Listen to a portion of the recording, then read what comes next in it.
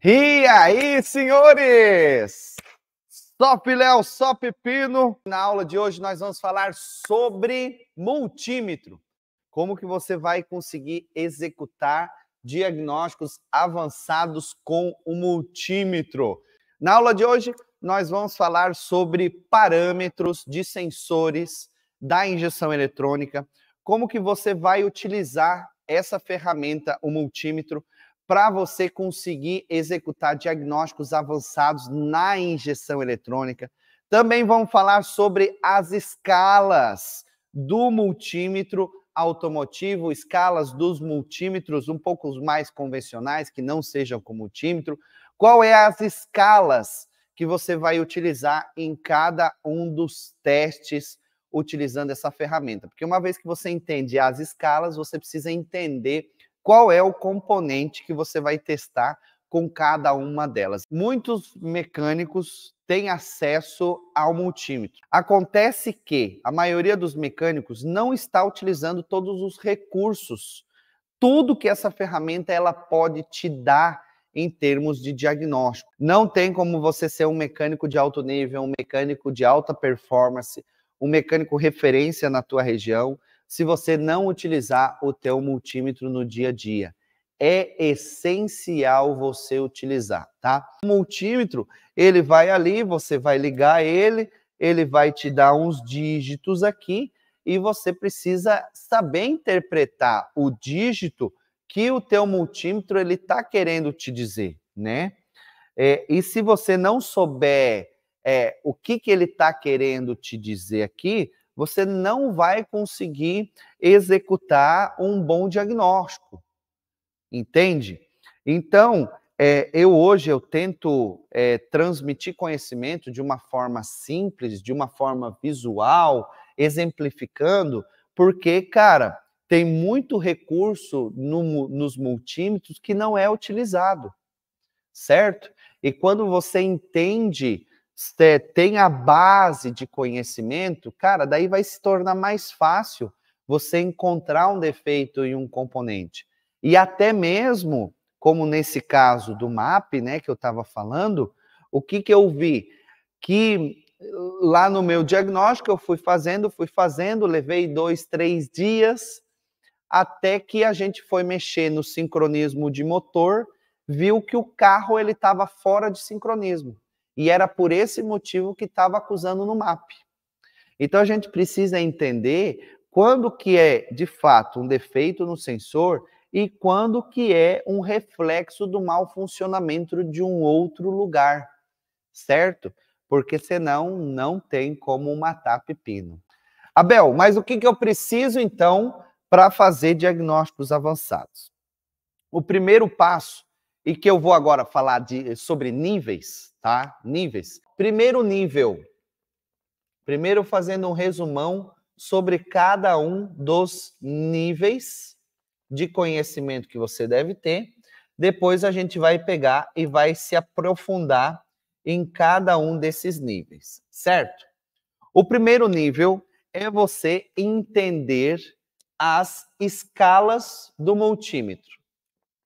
É, por exemplo, você olhar para qualquer um desses multímetros aqui, você olhar para eles e falar: caramba, agora eu sei para que serve cada uma das escalas que eu tenho nesse multímetro. Independente se é um amarelinho, é o mais simples, ou se é igual esses aqui, que são eles automotivos, né? Esse e esse aqui, ó, eles são iguais, tá?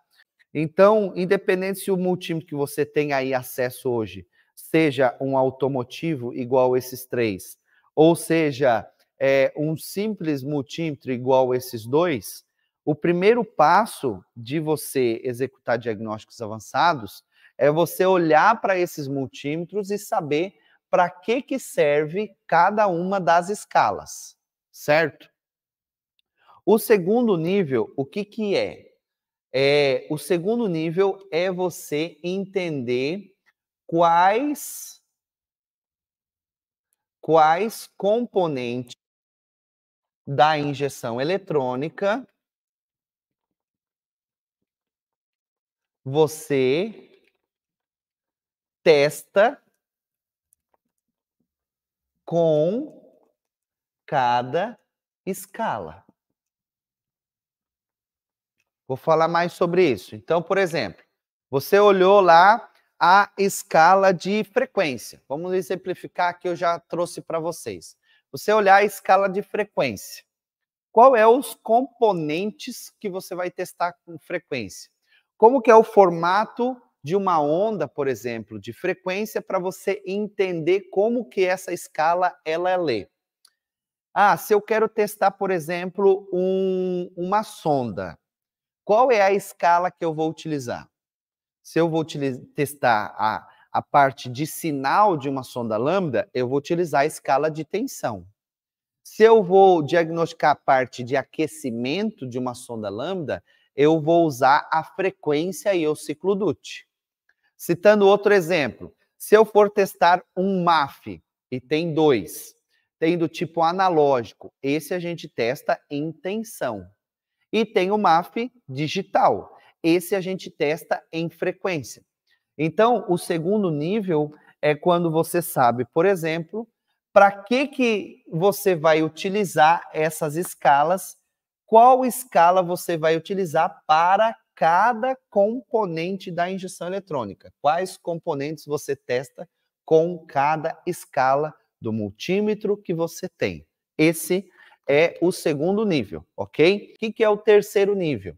É você saber os parâmetros de cada componente ou sistema.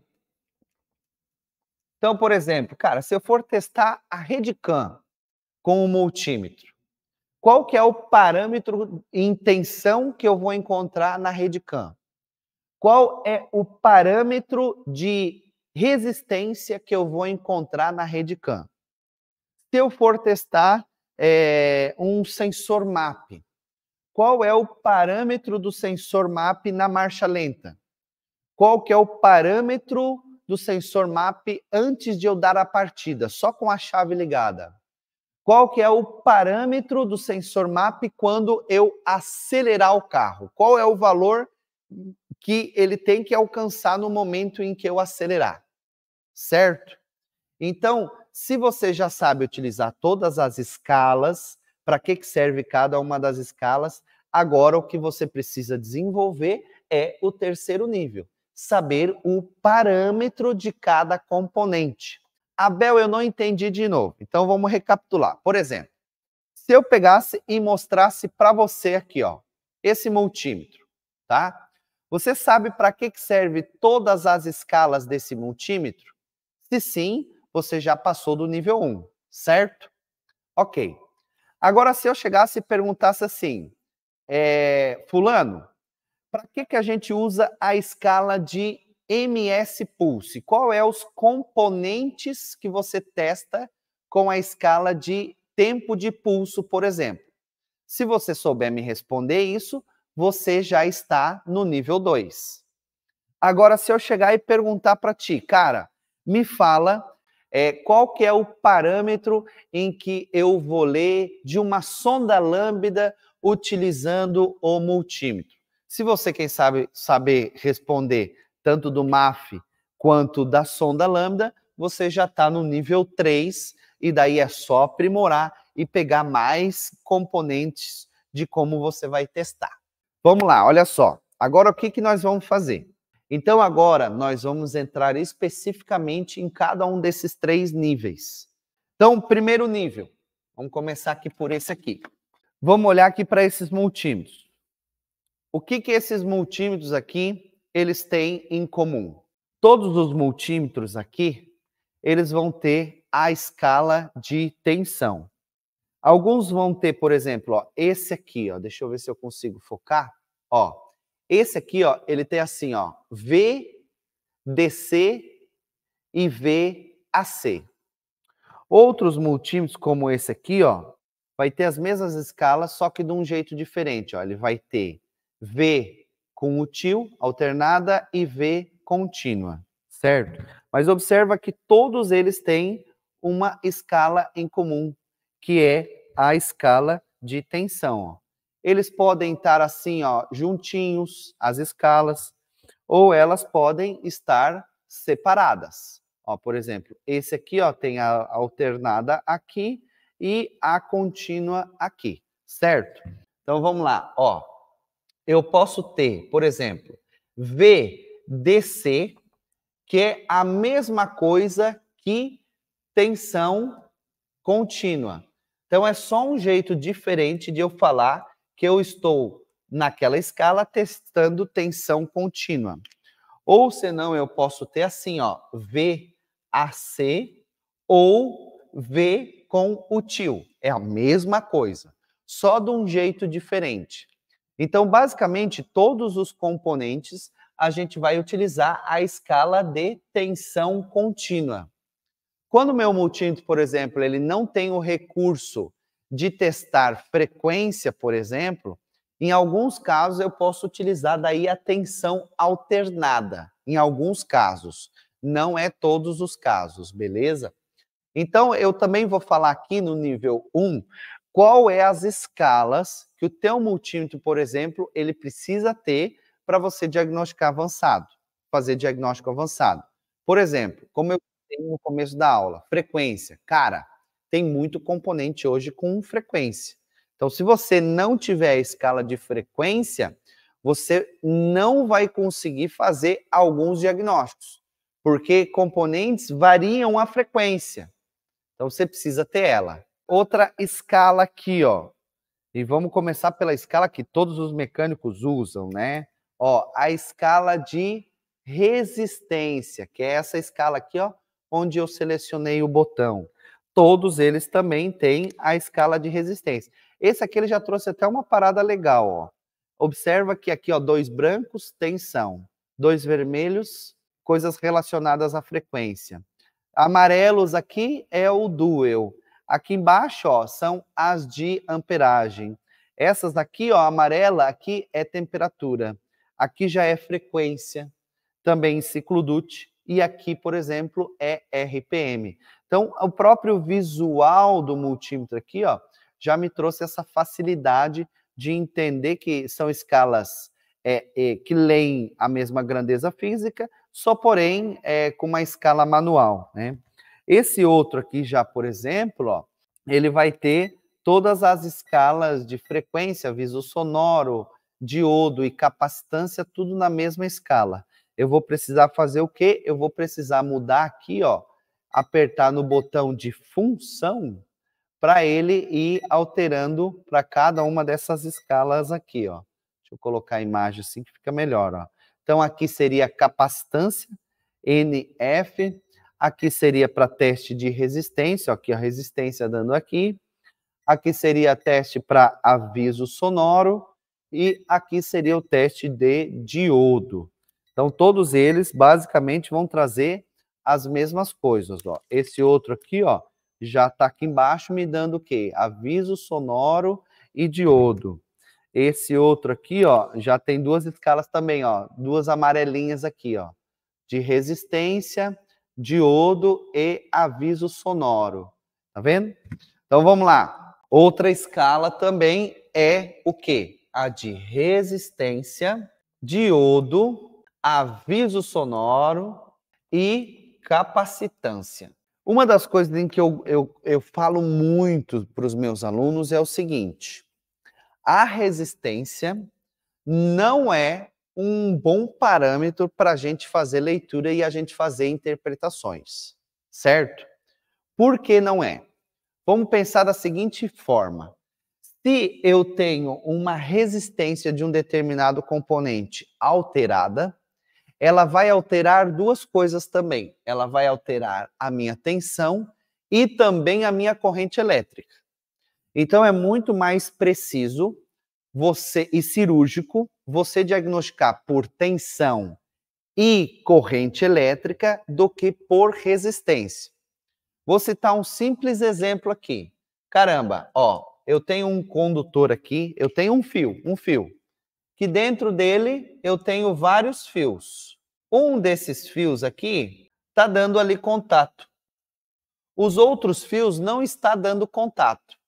Vai dar o aviso sonoro? Sim, com certeza vai. Então observa que ele não vai conseguir enxergar isso aqui, ó, com a resistência. Agora, se eu pegar isso aqui e ler a tensão ou a corrente, a tensão ou corrente, daí sim eu vou ter um bom parâmetro para fazer a minha análise. Caso contrário, não. Entende? Então a resistência, ela te leva até um ponto no diagnóstico, mas ela não é 100% conclusiva. Tem essa clareza. O nível 2 é entender as escalas para cada componente. Esse é o segundo nível. Aproveitando tudo que a gente já escreveu aqui sobre o nível 1, tá? Nível 2, então, recapitulando, é você entender, cara, o que você vai testar em cada um dos sensores. Para você que está no nível 2, que não sabe as escalas que eu vou testar cada componente, é você pegar e ir para a prática, tá? A partir do segundo nível, no curso de multímetro avançado, a gente já cai para essa parte, que é você ir para a prática testando cada um desses componentes. Então, vamos lá, recapitulando. Primeiro passo, entender as escalas. Segundo passo, entender a qual componente eu vou utilizar cada uma das escalas do multímetro. O que é o nível 3? É você saber agora os parâmetros. Porque não adianta você saber as escalas. Não adianta saber aonde você aplica cada uma das escalas, mas não saber o parâmetro de leitura. E é no terceiro nível que muitos mecânicos param.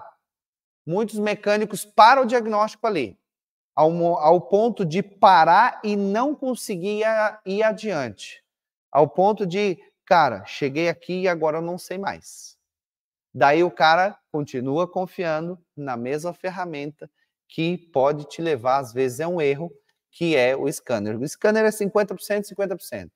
Ele pode estar tão certo naquele componente que está acusando, como ele pode ser um reflexo do mau funcionamento de outro. E é aí que também entra o terceiro nível, que é você saber o parâmetro, certo? O que a gente precisa entender sobre parâmetros dos componentes? Primeira coisa que a gente precisa entender é a forma de teste. Basicamente, a gente tem 3 formas de teste. 3, certo? A primeira forma de teste, pós-chave, que é a chave de ignição ligada. Então, por exemplo, a Redcam. A Redcam, só a chave ligada já é o suficiente para eu conseguir fazer o diagnóstico dela. Não precisa ligar o motor.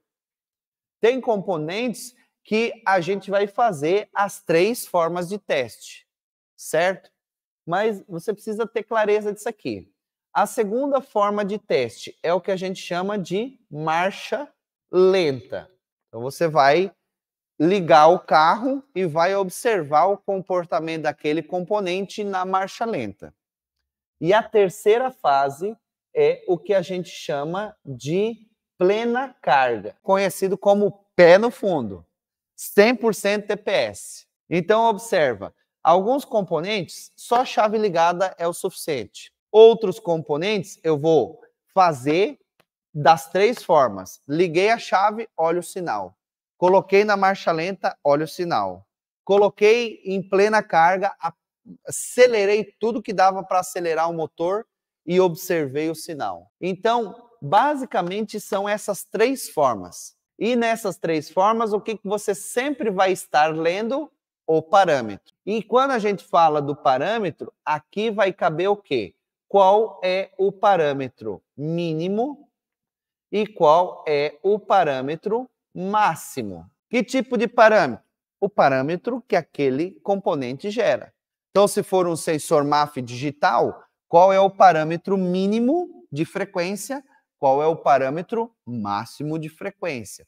Se for uma sonda lambda, qual que é o mínimo da sonda lambda? Ou se for um sensor AF, ou se for uma sonda banda larga, qual que é o valor mínimo e qual que é o valor máximo da sonda lambda banda larga, ou do sensor AF, ou de uma sonda planar ou estreita. Se eu for testar um sensor de rotação, qual é o valor mínimo que ele tem que dar na partida, qual é o valor máximo que ele vai dar em plena carga, qual é o valor de tensão que ele vai me informar na marcha lenta, certo? Então eu gosto de dizer o seguinte, scanner é para coisa eletrônica. Diagnostica a parte elétrica e mecânica scanner? Não. Multímetro é para a parte eletrônica e elétrica. Osciloscópio é para a parte mecânica, elétrica e eletrônica. Pegou essa sacada? Nível 3. Eu preciso entender de todos os componentes. Não é saber só de um, só de outro, só de 5, não. Eu tenho que ter uma gama de parâmetros para saber fazer a leitura. Então vamos lá. Vamos citar o exemplo da sonda lambda. Muitas coisas que acontecem de ruim no motor vão acusar em dois sensores, tanto na sonda lambda, que é a saída do motor, quanto no MAP, que é a entrada do motor. Cito alguns exemplos. Se eu tiver falha de sincronismo, se eu tiver um bico injetor com problema, se eu tiver uma bomba de combustível ruim, se eu tiver um defeito no sistema de ignição, por exemplo, entre vários outros problemas, vai de alguma forma refletir na sonda lambda e também no sensor MAP, ok? Às vezes acusa em um, em outro, mas você precisa de uma forma cirúrgica saber olhar para esses componentes, porque eles querem sempre, muitas vezes, indicar o reflexo de um mau funcionamento de um outro lugar. Então vamos lá, vamos falar sobre parâmetros de uma sonda planar e estreita. Existem outros tipos de sonda, que é o sensor AF e a banda larga, ok? Então vamos lá. A sonda lambda planar estreita, nos dias atuais, a gente tem 4 fios. O que você vai encontrar de informação nesses 4 fios? O que você vai encontrar de parâmetro nesses 4 fios? Vamos separar esses 4 fios em 2 circuitos. O circuito de sinal e o circuito de aquecimento. Então, eu vou ter aqui o sinal, é um circuito, e eu tenho um outro circuito que é o de aquecimento. Perfeito? O sinal da sonda lambda, ela trabalha com um massa, um negativo, e o meu sinal ele vai oscilar de 50 milivolts a 950 milivolts. Todas as sondas lambdas, tanto a pré-catalisador quanto a pós-catalisador, vai oscilar nesse nível de tensão, certo? Porém, a pré-catalisador, ela tem a característica de oscilar em rica, pobre, rica, pobre. Um segundo rica, um segundo pobre, um segundo rica, um segundo pobre. Já a sonda pós-catalisador, ela tem a mesma construção de uma sonda pré. Só que como ela está depois do catalisador, ela tem uma característica de ficar com o seu sinal travado. Ela só vai oscilar o sinal nos momentos em que eu acelerar, porque eu vou ter excesso de combustível. Mas o parâmetro do sinal, tanto da sonda pré quanto da pós, elas foram construídas para ler uma tensão de 50 milivolts até 950. Se tiver acima ou abaixo desse valor, eu já tenho certamente um defeito de sonda lambda, certo? Uma outra coisa é a parte de aquecimento. Então, na parte de aquecimento, eu vou ter um positivo de 12 volts e eu vou ter, tanto na planar quanto na estreita, nos dias atuais, eu tenho um PWM. Eu tenho um comando de aquecimento via PWM. Então, esse comando PWM, por exemplo, se eu for testar ele em frequência, a sonda lambda ela tem a característica de ter frequências fixas, como 2 Hz, 4 Hz, 10 Hz, 20 Hz. As bandas largas, por exemplo, têm 100 Hz de frequência no seu aquecimento. A frequência não altera. O que varia no PWM é o ciclo DUT. Esse é o que varia. Varia o DUT. E varia quanto esse DUT aqui de sonda lambda? O DUT da sonda lambda, ele varia o negativo e ele trabalha entre 90% a 50%. Isso significa que de 90% a 50% do tempo da sonda lambda, né, enquanto ela está ligada, 90% a 50% ela está ligada. O restante, isso significa o quê? Se, por exemplo, 90% do tempo ela fica ligada, 10% desligada. Se ela ficar 50% dela ligada, 50% do tempo ela fica desligada. E por que isso? Por que eu tenho um sinal PWM na sonda lambda? Porque o aquecimento, depois que a sonda lambda ela atinge a temperatura de trabalho dela, de 300 a 400 volts, ela não precisa aquecer mais. Ela só precisa manter o seu aquecimento, ok? Então é legal, e a gente faz isso, né, durante o treinamento, que é você pegar o teu multímetro e ficar ali acompanhando o sinal do aquecimento. Ficar acompanhando o sinal tanto da sonda pré quanto da sonda pós. É muito, muito massa. Então, assim, a gente fez toda uma estruturação para, mesmo que você é um cara que nunca trabalhou com multímetro, ou você é um cara que já está no nível 3, por exemplo, que você agora vai utilizar mais o teu multímetro no dia a dia. 70% é tudo prática. Falamos então aqui sobre a sonda lambda e eu quero também falar sobre o sensor MAP. O MAP, eu tenho alguns MAPs de 3 e tenho um MAP de 4 fios. Como que é a fase de teste? A fase de teste da sonda, por exemplo, eu tenho que ficar fazendo teste de sonda lambda, deixa eu anotar aqui para você. Ela tem que fazer esse teste por no mínimo 10 minutos, ok? Você tem que ficar olhando para a sonda lambda com o teu multímetro 10 minutos, cara. Senão tu vai ter a grande chance de errar no teu diagnóstico. Muita, muita chance mesmo, certo? Então você fica olhando para ela por um tempo para você saber como testar ela, como tá o trabalho dela, para você identificar se é um defeito, se é um funcionamento de outro lugar. Você tem que entender como que você vai fazer as fases de teste, certo? Tudo isso aí se aprende, tudo isso se aprende. É só querer se aprofundar. Vamos lá, no sensor MAP, eu vou ter uma alimentação de 5 volts, eu vou ter massa no sensor MAP e eu tenho o sinal do MAP.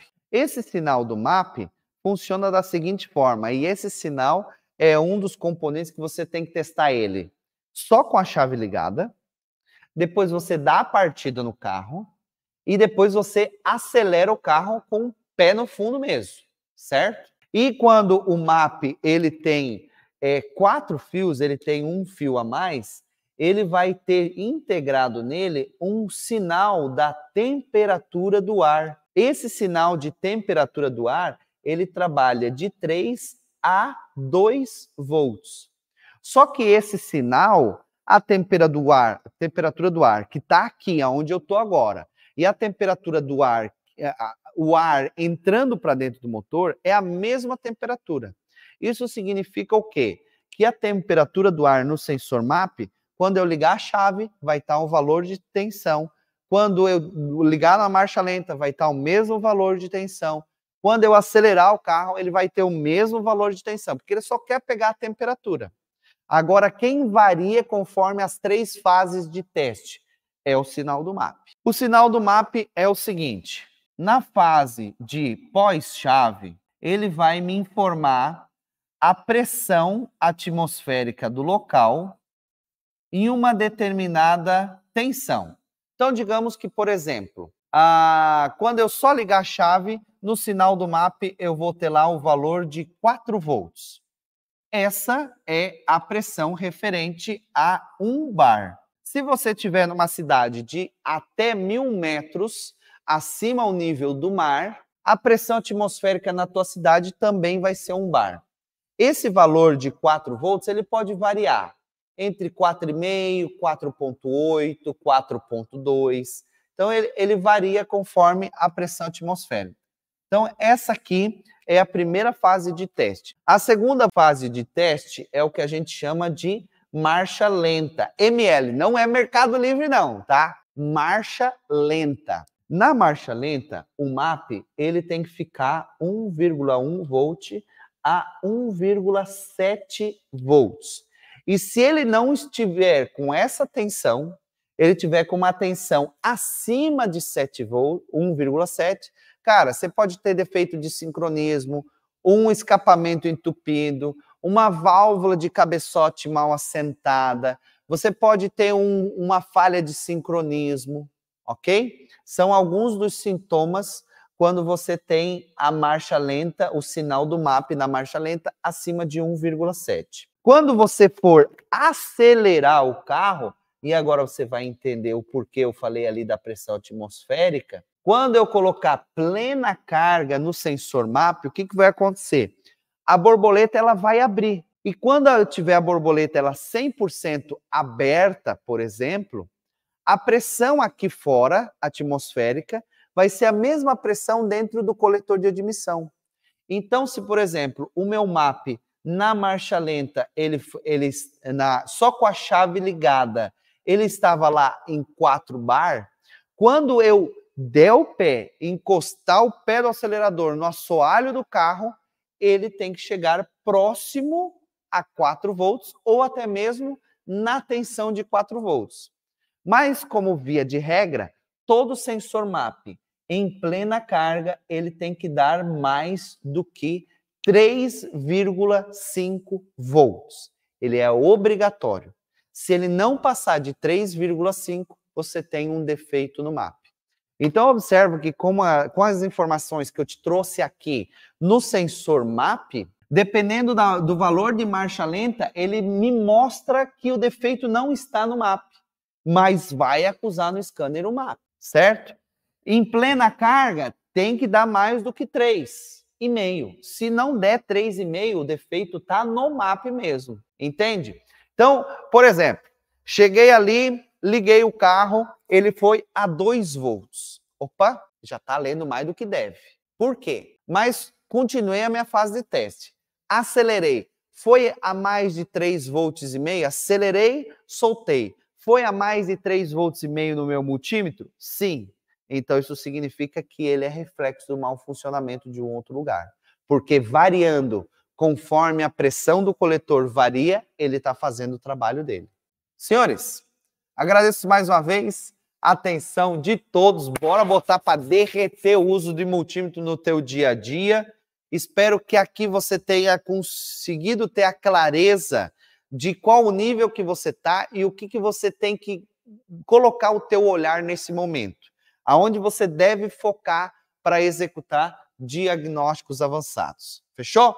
Que Deus possa abençoar você, sua família, sua oficina e até o nosso próximo encontro. Fui!